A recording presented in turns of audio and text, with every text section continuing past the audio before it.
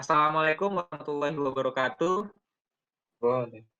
Nah, Kami dari kelompok 4 kali ini akan membahas tentang pengukuran manfaat investasi I. Nah, di sini kami akan ada berlima akan membahas tentang hal tersebut.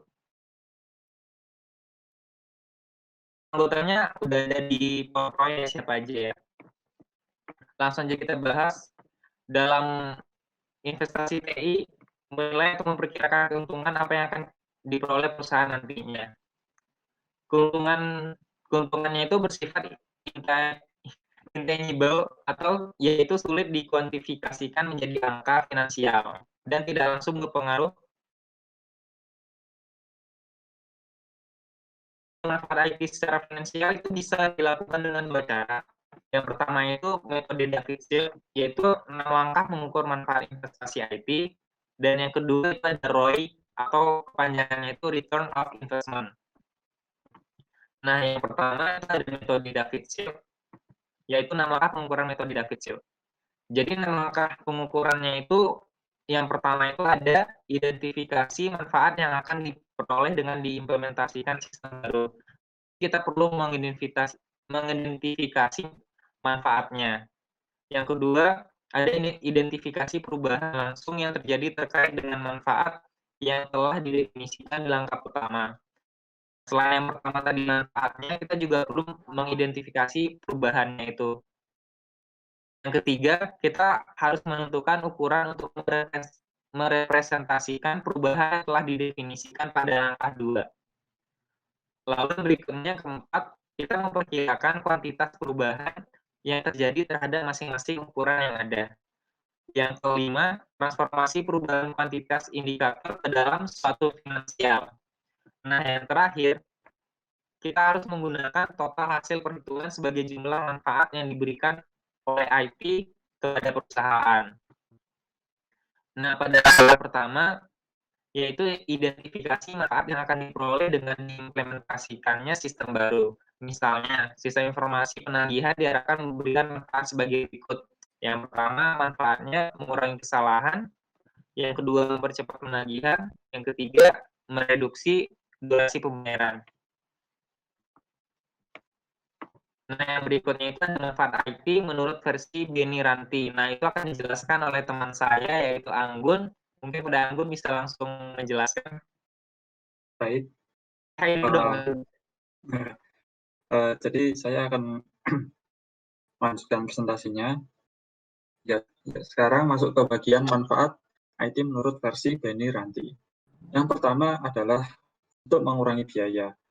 Yang kedua, meningkatkan produktivitas, perusahaan yang menggunakan IT, kemudian mempercepat proses, ya seperti produktivitas tersebut, lalu mengurangi resiko pada tiap keputusan yang diambil atau langkah yang diambil, kemudian meningkatkan pendapatan organisasi maupun perusahaan. Selanjutnya, meningkatkan akurasi. Akurasi di sini adalah seperti target perusahaan, kemudian mempercepat cash in, lalu meningkatkan layanan eksternal pada di luar perusahaan, kemudian meningkatkan kualitas perusahaan atau lalu meningkatkan layanan internal, kemudian meningkatkan keunggulan kompetitif antar perusahaan, kemudian menghindari biaya yang tidak perlu bagi perusahaan. Lanjut, manfaat IT lainnya, yang pertama, meningkatkan peluang pertumbuhan usaha melalui sumber pendapatan baru. Yang kedua, memperbaiki kualitas informasi bagi pengambilan keputusan manajemen. Informasi sangatlah penting untuk melakukan keputusan. Ketiga, meningkatkan kapasitas volume dan frekuensi transaksi usaha. Semakin banyak transaksi usaha, semakin banyak pula dana yang bisa didapat bagi perusahaan. Dan memperbaiki kualitas kontrol atau pengawasan. Kemudian memperbaiki moral dan etika karyawan karena kemajuan teknologi pada perusahaan pastinya akan memperbaiki moral karyawan perusahaan tersebut. Ya, meningkatkan citra perusahaan. Jadi pandangan konsumen ataupun pelanggan pada perusahaan tersebut akan meningkat kalau perusahaan tersebut adalah perusahaan yang maju dan tidak ketinggalan. Lalu memperbaiki relasi atau hubungan antar stakeholder. Lanjut, langkah kedua, yakni identifikasi perubahan langsung yang terjadi terkait dengan manfaat yang telah didefinisikan pada langkah pertama, yakni mengidentifikasi mengurangi kesalahan. Artinya akan terjadi perubahan dalam hal keluhan pelanggan berkurang, kepuasan pelanggan meningkat, biaya memperbaiki kesalahan dapat direduksi, seperti biaya komunikasi, kesalahan, maksud saya kertas, kemudian peralatan kantor, dan waktu yang hilang.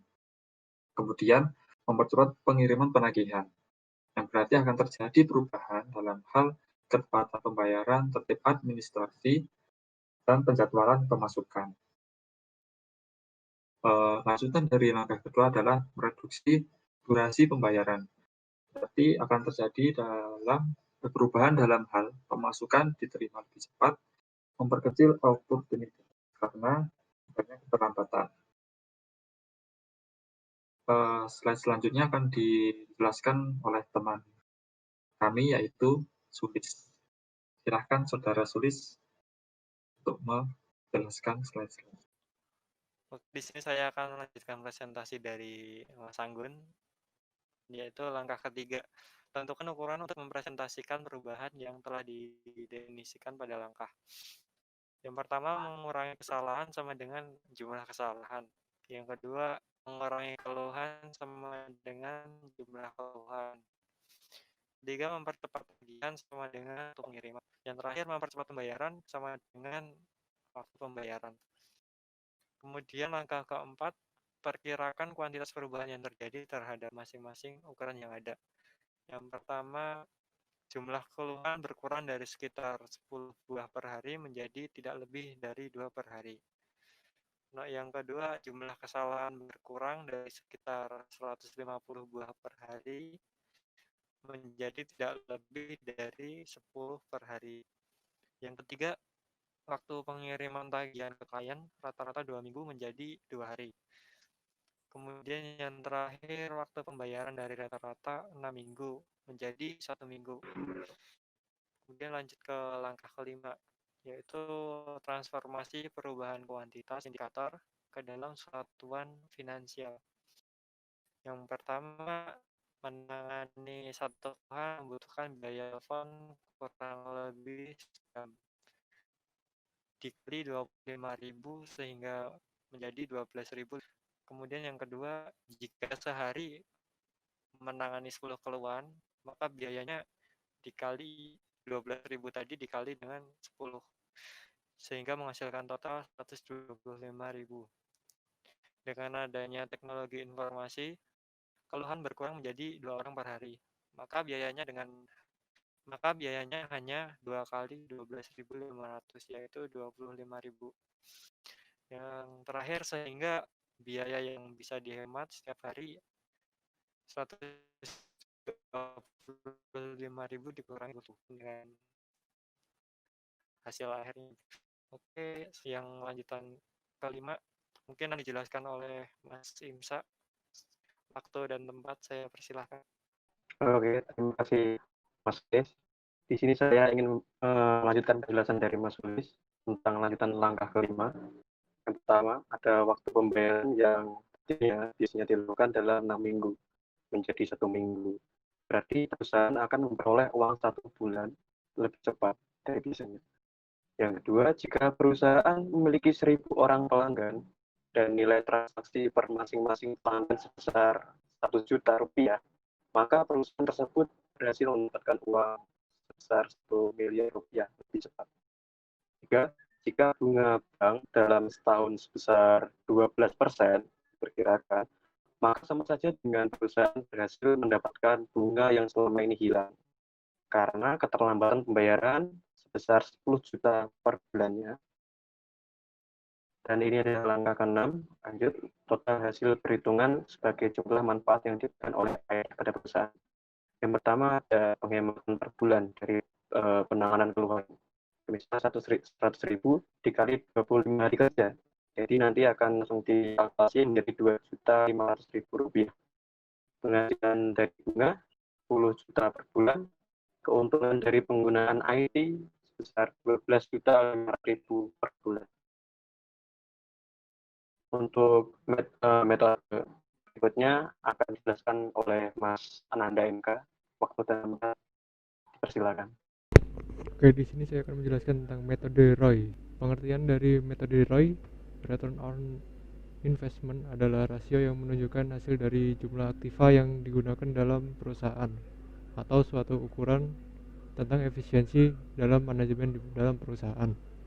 Lalu rasio ini menunjukkan hasil dari seluruh aktiva yang dikendalikan dengan mengabaikan sumber pendanaan. Rasio ini biasanya diukur dengan persentase. Di setiap perusahaan menggunakan beberapa persentase.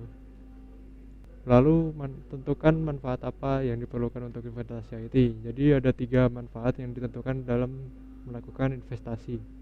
Yang satu yaitu mereduksi biaya yang harus dikeluarkan oleh perusahaan. Biasanya pembocoran dalam pengeluaran di perusahaan dapat direduksi. Lalu selanjutnya yaitu menghindari biaya yang harus dikeluarkan oleh perusahaan atau cost avoidance.